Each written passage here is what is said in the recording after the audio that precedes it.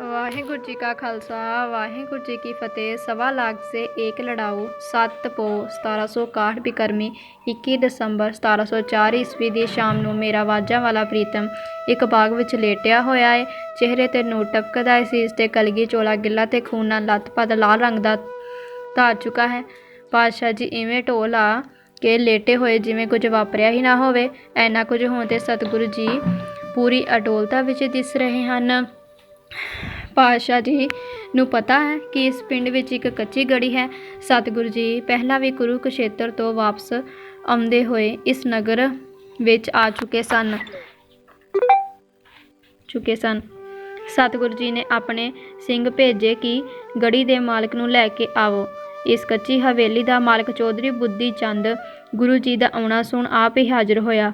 ਗੁਰੂ ਕੀਆਂ ਸਾਖੀਆਂ ਵਿੱਚ ਇਵੇਂ ਲਿਖਿਆ ਹੈ, ਬਿਨੇ ਕਿ ਮਹਾਰਾਜ ਆਪ ਸਮੇਤ साथी सिखा के मेरे ग्रह पथारिए। गुरु जी ने इस के गैल इसकी हवेली में जाए प्रवेश किया। भाई बुद्धि चंद ने तन मन से गुरु जी की सेवा की, जख्मी सिखा दा दारू दरमल किया। सतगुरु जी ने ਸਿੰਘਾਂ ਸਮੇਤ ਇਸ ਦੀ ਕੱਚੀ ਹਵੇਲੀ ਵਿੱਚ ਪ੍ਰਵੇਸ਼ ਕੀਤਾ। ਇਸ ਨੂੰ ਚੰਗੀ ਤਰ੍ਹਾਂ ਦੇਖ ਪਰਖ ਪਾਤਸ਼ਾਹ ਜੀ ਨੇ ਇਸ ਦੀ ਕਰੜੀ ਪਹਿਰੇਦਾਰੀ ਕਰ ਸਿੰਘਾਂ ਨੂੰ ਤਿਆਰ ਰਹਿਣ ਲਈ ਕਿਹਾ। ਪੰਥ ਦੇ ਵਾਲੀ ਨੂੰ ਇੱਥੇ ਕੀ ਖੇਡ ਵਰਤਾਉਣੀ ਹੈ, ਇਸ ਦਾ ਕਿਸੇ ਨੂੰ ਕੋਈ ਕਿਆਸ ਨਹੀਂ ਹੈ। ਸਤਿਗੁਰੂ ਜੀ ਦੇ ਇੱਥੇ ਆਉਣ 'ਤੇ ਕਿਸੇ ਨੇ ਸ਼ਾਹੀ ਫੌਜ ਨੂੰ ਜਾ ਦੱਸਿਆ। ਖਬਰ ਮਿਲਦਿਆਂ ਹੀ ਦੁਸ਼ਮਣ ਦੀਆਂ ਫੌਜਾਂ ਚਮਕੌਰ ਦੇ ਚਾਰ ਚੁਫੇਰ ਇਕੱਠੀਆਂ ਹੋ ਗਈਆਂ। ਸ਼ਾਹੀ ਫੌਜ ਨੇ ਚਮਕੌਰ ਦੇ ਵਸਨੀਕ ਤੋਂ ਜਬਰੀ ਰਸਦ ਖੋਹ ਸਭ ਨੂੰ ਪਿੰਡੋਂ ਬਾਹਰ ਕੱਢ ਦਿੱਤਾ। ਕਈ ਰਾਤੋਂ ਰਾਤ ਆਪਣੇ ਸਾਕ ਸੰਬੰਧੀਆਂ ਦੇ ਘਰ ਜਾ ਲੁਕੇ। ਗੜੀ ਦੇ ਦੁਆਲੇ ਤੰਬੂ ਹੀ ਤੰਬੂ ਨਜ਼ਰ ਆਉਣ ਲੱਗੇ। ਪਹਾੜੀ ਰਾਜਿਆਂ ਤੇ ਮੁਗਲ ਜਰਨੈਲਾਂ ਸਲਾਹ ਕੀਤੀ ਕਿ ਹੁਣ ਗੜੀ ਤੇ ਹਮਲਾ ਕਰਨਾ ਠੀਕ ਨਹੀਂ ਰਹੇਗਾ। ਪਤਾ ਨਹੀਂ ਅੰਦਰ ਕਿੰਨੇ ਸਿੰਘ ਹੋਣ, ਸਵੇਰ ਹੁੰਦਿਆਂ ਸਾਰ ਹੀ ਹਮਲਾ ਕਰ ਦਿਆਂਗੇ। ਗੁਰੂ ਜੀ ਨੂੰ ਜਿਉਂਦਾ ਫੜ ਲਵਾਂਗੇ। ਸ਼ਾਹੀ ਸੈਨਾ ਰੱਜ ਪੁੱਜ ਕੇ ਤਕੜੀ ਕਾਰਵਾਈ ਪੂਰੀ ਨਿਗਰਾਨੀ ਰੱਖ ਰਹੀ ਹੈ। ਪੱਤਾ ਵੀ ਹਿਲਦਾ ਤਾਂ ਇਹਨਾਂ ਦੀ ਜਾਨ ਨੂੰ ਬਣ ਜਾਂਦੀ। ਗੜੀ ਦੇ ਅੰਦਰ ਠੰਡ, ਭੁੱਖ ਦੇ ਚੰਬੇ, ਨਿਰਮਲ ਸਰੀਰ, ਇਹਨਾਂ ਦੇ ਬਸਤਰ ਗਿੱਲੇ ਹੋਏ, ਖਾਣ ਪਕਾਉਣ ਦਾ ਕੋਈ ਸਮਾਂ ਨਾ ਮਿਲਿਆ। ਅਨੰਦਪੁਰ ਨੂੰ ਛੱਡਣ ਲੱਗਿਆਂ ਜੋ ਛਕ ਲਿਆ ਹੋਵੇਗਾ ਉਸ ਨੂੰ ਨਾਲ ਹੀ ਸਰੀਰ ਨੂੰ ਗੁਰੂ ਆਸਰੇ ਤੋਰੀ ਜਾਂਦੇ ਨੇ। ਇਹਨਾਂ ਸਿੰਘਾਂ ਦੀ ਗਿਣਤੀ ਉਂਗਲੀਆਂ 'ਤੇ ਗਿਣੀ ਜਾ ਸਕਦੀ ਹੈ। ਭੁੱਖਣ ਭਾਣੇ ਸਿੰਘਾਂ ਨੇ ਅੰਤਮ ਸਵਾਸਾਂ ਤੱਕ ਲੜਨ ਮਰਨ ਦਾ ਫੈਸਲਾ ਕੀਤਾ। ਸਤਿਗੁਰੂ ਜੀ ਪਾਤਸ਼ਾਹ ਸਿਰ ਦੀਆਂ ਬਾਤਾਂ ਪਾ ਸਿੰਘਾਂ ਨੂੰ ਚੜ੍ਹਦੀਆਂ ਕਲਾਂ ਦੇ ਹੁਲਾਰੇ ਦਿੰਦੇ ਰਹੇ। ਅੱਜ ਦੋ ਪੁੱਤਾਂ ਨਾਲ ਨੇ, ਦੋ ਨਿੱਕੇ ਕਿੱਥੇ ਨੇ, ਜਿਨ੍ਹਾਂ ਦੀ ਉਮਰ ਲਾਡ ਪਿਆਰ ਦੀਆਂ ਬਾਤਾਂ ਸੁਣਦੀ ਸੀ। ਬਿਰਧ ਮਾਂ ਕਿੱਥੇ ਹੈ, ਜਿਸ ਨੂੰ ਬੁਢਾਪੇ ਵਿੱਚ ਆਸਰੇ ਦੀ ਲੋੜ ਏ। ਦੋਵੇਂ ਮਹਿਲ ਕਿੱਥੇ ਹੋਣਗੇ, ਜੋ ਸਦਾ ਕਲਗੀਆਂ ਵਾਲੇ ਦੀ ਸੇਵਾ ਵਿੱਚ ਹਾਜ਼ਰ ਰਹਿੰਦੇ। ਧੰਨ ਹੈ ਕਲਗੀਧਰ ਪਾਤਸ਼ਾਹ ਜੀ, ਜੋ ਆਪਣੇ ਸਾਰੇ ਸੁੱਖ ਛੱਡ ਦੱਬੇ ਕੁਚਲੇ ਲੋਕਾਂ ਦੀਆਂ ਜ਼ੁਲਮ ਦੇ ਖਿਲਾਫ ਲੜ ਰਹੇ ਨੇ। ਕੱਚੀ ਗੜੀ ਦੀ ਛੱਤ ਥੱਲੇ ਵਾਜਾਂ ਵਾਲਿਆਂ ਇਹ ਪੋਹ ਦੀ ਠੜੀ ਰਾਤ ਨੂੰ ਆਪ ਤੇਰੇ ਪੁੱਤਰਾਂ ਨੇ, ਤੇਰੇ ਜਾਣ ਤੋਂ ਪਿਆਰੇ ਗਰੀਬਰੇ ਸਿੰਘਾਂ ਨੇ ਕਿਵੇਂ ਗੁਜ਼ਾਰੀ। ਇਹ ਵਿਕਰਾਲ ਰਾਤ ਮੇਰੇ ਵਾਜਾਂ ਵਾਲੇ ਪ੍ਰੀਤਮ ਤੇ 7 ਪੋ 1761 ਬਿਕਰਮੀ 21 ਦਸੰਬਰ 1704 ਈਸਵੀ ਨੂੰ ਵੈਰਨ ਬਣ ਕੇ ਆਈ। ਦਿਨ ਚੜ੍ਹਦਿਆਂ ਹੀ ਸ਼ਾਹੀ ਫੌਜਾਂ ਨੇ, ਜਰਨੈਲਾਂ ਨੇ ਗੁਰੂ ਜੀ ਨੂੰ ਹਥਿਆਰ ਸੁੱਟ ਆਪਣੇ ਆਪ ਨੂੰ ਸਾਥੀਆਂ ਸਮੇਤ ਸ਼ਾਹੀ ਫੌਜ ਦੇ ਹਵਾਲੇ ਕਰਨ ਦੇ ਲਈ ਢੰਡੋਰਾ ਪਿਟਵਾਇਆ ਤੇ ਕਿਹਾ ਕਿ ਗੁਰੂ ਆਪਣੇ ਆਪ ਨੂੰ ਫੌਜ ਦੇ ਹਵਾਲੇ ਕਰ ਦੇਣ ਤਾਂ ਉਹਨਾਂ ਦੀ ਜਾਨ ਬਖਸ਼ੀ ਜਾਵੇਗੀ। ਇਸ ਦਾ ਉੱਤਰੀ ਗੜੀ ਅੰਦਰ ਤੀਰਾਂ ਅਤੇ ਗਲੀਆਂ ਦੀ ਸੁਗਾਤ ਨਾਲ ਆਈਆਂ ਵੈਰੀ ਦਲ ਪਿੱਛੇ ਨੂੰ ਭੱਜ ਤੁਰਿਆ ਤੇ ਦੂਰ ਹੀ ਗੋਲੀਆਂ ਚਲਾਉਂਦਾ ਰਿਹਾ। ਸਤਿਗੁਰੂ ਜੀ ਨੇ ਕਿਸੇ ਨੂੰ ਗੜੀ ਦੇ ਨੇੜੇ ਨਾ ਆਉਣ ਦਿੱਤਾ। ਦੁਸ਼ਮਣ ਬੁਰੀ ਤਰ੍ਹਾਂ ਘਬਰਾ ਗਿਆ। ਇਹ ਤਾਂ ਉਸ ਦੀ ਆਸ ਤੋਂ ਬਿਲਕੁਲ ਉਲਟ ਸੀ। ਉਸ ਦਾ ਘੜੀ ਪਲਾਂ 'ਚ ਗੁਰੂ ਜੀ ਨੂੰ ਜਿਉਂਦੇ ਫੜ ਬਾਦਸ਼ਾਹ ਦੇ ਪੇਸ਼ ਕਰਨ ਦੀਆਂ ਦਲੀਲਾਂ ਘੜੀ ਬੈਠਾ ਸੀ। ਕੋਈ ਵਾਹ ਪੇਸ਼ ਨਾ ਚੱਲਦੀ ਵੇਖ ਮੁਗਲ ਜਰਨੈਲ ਨਾਹਰ ਖਾਨ ਚੋਰੀ ਛਿਪੋਂ ਗੜੀ ਦੀ ਦੀਵਾਰ ਨਾਲ ਪੌੜੀ ਲਾ ਉੱਪਰ ਜਾ ਚੜ੍ਹਿਆ। ਉੱਪਰੋਂ ਕਲਗੀਧਰ ਦੀ ਨਜ਼ਰ ਪੈ ਗਈ। ਇਸ ਦੀ ਧੌਣ ਵਿੱਚ ਦੀ ਤੀਰ ਆਰ ਪਾਰ ਹੋ ਗਿਆ। ਇਸ ਭਿਆਂਕਣੀਆਂ ਖਾਦਾਂ ਥੱਲੇ ਆਣ ਡਿੱਗਾ ਤੇ ਸਦਾ ਲਈ ਚਿੱਤ ਹੋ ਗਿਆ। ਦੂਸਰੇ ਜਰਨੈਲ ਗਨੀ ਖਾਨ ਨੇ ਹਿੰਮਤ ਕਰ ਪੌੜੀ ਦੇ ਡੰਡੇ ਨੂੰ ਜਾ ਹੱਥ ਪਾਇਆ। ਹੌਲੀ ਹੌਲੀ ਉੱਪਰ ਚੜ੍ਹਨ ਲੱਗਾ।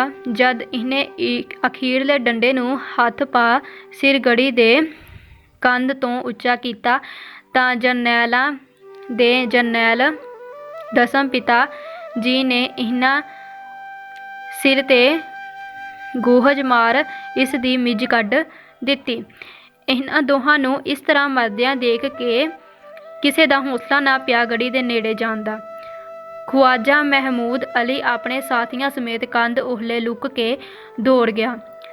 ਪਾਤਸ਼ਾਹ ਜੀ ਜ਼ਫ਼ਰਨਾਮੇ ਵਿੱਚ ਇਸ ਨੂੰ ਡਰਪੋਕ ਲਿਖਦੇ ਹਨ ਅਤੇ ਕਹਿੰਦੇ ਹਨ ਕਿ ਜੇ ਮੈਂ ਇਸ ਦਾ ਮੂੰਹ ਵੇਖ ਲੈਂਦਾ ਤਾਂ ਇਸ ਨੂੰ ਵੀ ਇੱਕ ਤੀਰ ਬਖਸ਼ ਦਿੰਦਾ।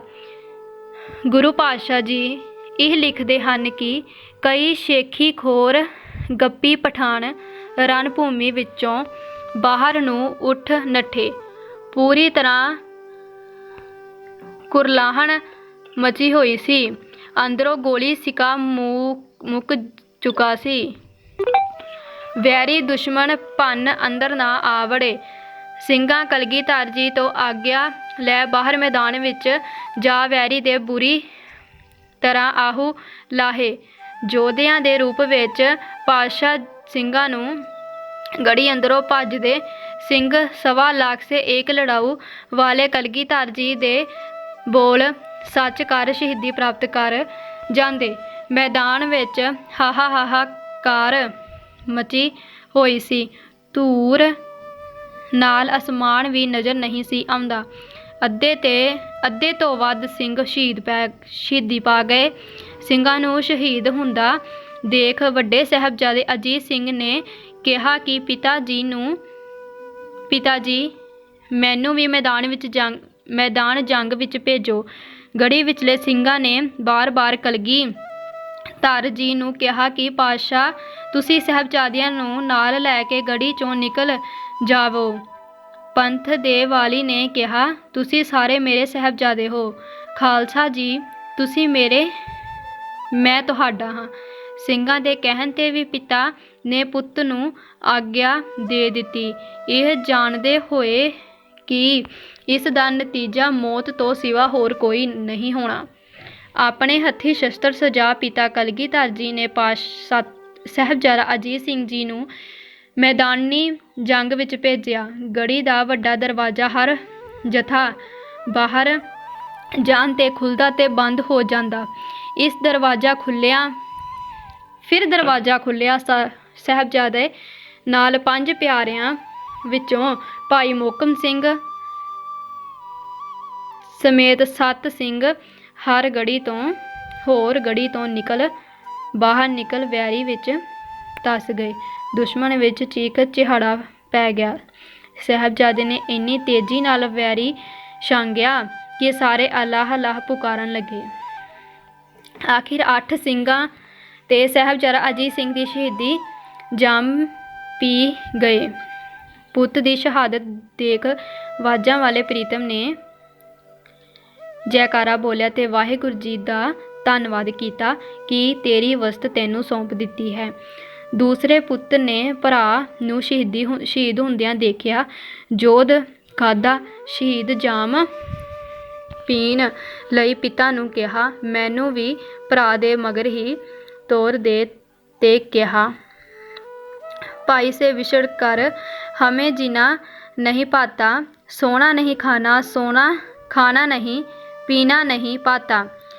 भाई दया सिंह जी ने कहा, पातशाह जी, साहबजादे नूं जंग विच ना भेजो। एक सामने शहीद हो गया, दूजे दो पता नहीं कित्थे ने। तेरे कोल तां आवाज़ां वालियां विचों कुछ नहीं। पंथ दे वाली ने बहुत ठरम्मे नाल कहा, भाई दया सिंह, तुसीं मेरे पुत्तर हो। सारे खालसे मेरे पुत्तर धीआं ने। इस तरह धीरज दे साहबजादा जुझार सिंह नूं भी पहले पुत्तर वांग हत्थी शस्त्र सजा नाल भाई हिम्मत सिंह, भाई साहब सिंह जी ते 3 होर ਸਿੰਘਾਂ नाल तैयार कीते। दरवाज़ा फिर खुलिया, मैदान विच भखिया। वैरी साहबजादे दी वीरता देख कंब उठिया। दुश्मन हाय हाय कर चीख पुकारन करन लगे। मुगल जरनैल रोह विच आन भरमे हल्लो कर घेरा आन पाया। कलगीधर पातशाह जी ने तीरां दी बुछार नाल घेरा कई वार तोड़िया। पिता दे देखदे देखदियां दूजा पुत्तर भी अखां सामने शहीद हो गया। गढ़ी दी ममटी विच फिर जयकारा गूंजिया। फिर शुक्र अते सबर लई मालिक दा धन्नवाद कीता। सूरज भी मिट गया। कलगीधर दा लाडला भी अखों तो परे हो गया। सूरज मिटदियां ही सर्दी दी रुत होण कारण हनेरा हो गया। शाही फौजां ਵੱਲੋਂ जंग बंद हो गई। मुगल जरनैल सवेर ਨੂੰ ਹੱਲਾ ਕਰਨ ਦੀਆਂ ਸਕੀਮਾਂ ਲਾ ਅੰਦਾਜ਼ੇ ਲਾਉਂਦੇ ਹਨ ਕਿ ਅੰਦਰ ਕਿੰਨੇ ਕੁ ਸਿੰਘ ਬਾਕੀ ਹੋਣਗੇ। ਉਹਨਾਂ ਨੂੰ ਸਮਝ ਨਹੀਂ ਆਉਂਦੀ ਕਿ ਕੀਤਾ ਜਾਵੇ। ਕਦੇ ਸੋਚਦੇ ਇਹ ਗੁਰੂ ਗੋਬਿੰਦ ਸਿੰਘ ਜੀ ਦੀਆਂ ਫੌਜਾਂ ਲੱਖਾਂ ਦੀ ਗਿਣਤੀ ਵਿੱਚ ਹਾਰ ਨਹੀਂ ਮੰਨਦੀਆਂ। ਅੱਜ ਤੱਕ ਵੈਰੀ ਦੇ ਹੱਥ ਪੱਲੋਂ ਕੁਝ ਨਹੀਂ ਸੀ ਪੈ ਰਿਹਾ। ਉਹਨਾਂ ਨੂੰ ਹਰ ਵਾਰ ਹਾਰ ਦਾ ਸਾਹਮਣਾ ਕਰਨਾ ਪਿਆ। ਗੜ੍ਹੀ ਦੇ ਦੁਆਲੇ ਪਹਿਰਾ ਹੋਰ ਵੀ ਸਖਤ ਕਰ ਦਿੱਤਾ। ਸਾਰੀ ਰਾਤ ਜਾਗ ਕੇ ਪਹਿਰਾ ਦੇਣਾ ਏ। ਸਿਪਾਹੀਆਂ ਨੂੰ ਹਦਾਇਤ ਕਰ ਦਿੱਤੀ।